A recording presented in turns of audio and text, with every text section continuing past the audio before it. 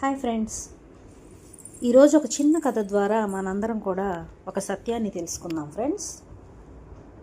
ఒక టీచరు తన క్లాసులోని పిల్లలను పిలిచి, మీరంతా రేపు స్కూల్కి వచ్చేటప్పుడు మీకు వీలైనన్ని టమాటాలని ఒక సంచిలో వేసుకొని తీసుకురమ్మని చెప్పారు.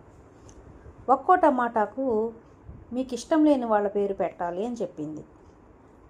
అంటే మీకు ఎంతమంది మీద ఇష్టం ఉందో అన్ని టమాటాలు తేవాలి అన్నమాట అని చెప్పారు టీచర్ గారు. రెండో రోజు పిల్లలంతా సంచిలో టమాటాలతో క్లాస్కి వచ్చారు. కొంతమంది 2 టమాటాలు, కొంతమంది 3, కొంతమంది 5 అలా తీసుకొచ్చారన్నమాట. పిల్లలు, మీరంతా ఇలా సంచిలో టమాటాలను రోజంతా మీతోనే ఉంచుకోవాలి.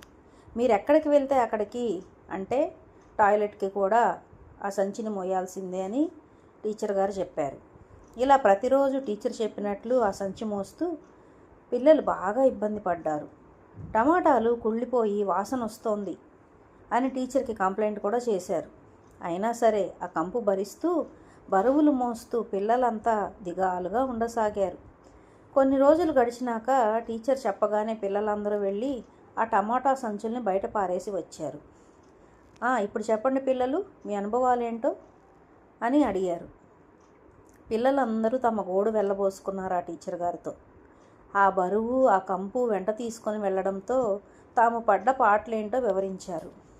అవును కదూ పిల్లలు, మీరు ఈ కొద్ది రోజులు మోసిన ఈ కుళ్ళు టమాటాలకు మీ మనస్సులో మోసే ఇతరుల పట్ల ద్వేషానికి ఏ విధమైన తేడా లేదు. మీరు మోసిన టమాటాలు కుళ్ళిపోయి వాసన వచ్చినట్లే ఇతరుల పట్ల ద్వేషం కూడా మీ మనసును కలుషితం చేస్తుంది.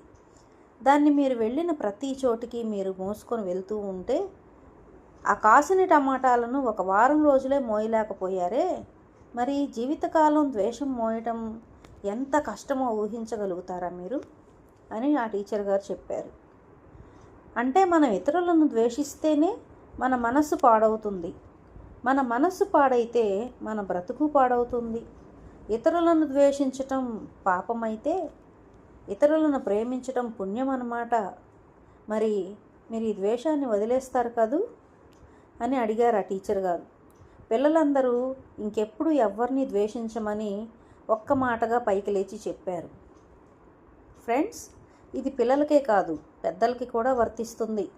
బస్తాల టమాటాలు మోసే శక్తి ఎందరికి ఉంటుందంటారు?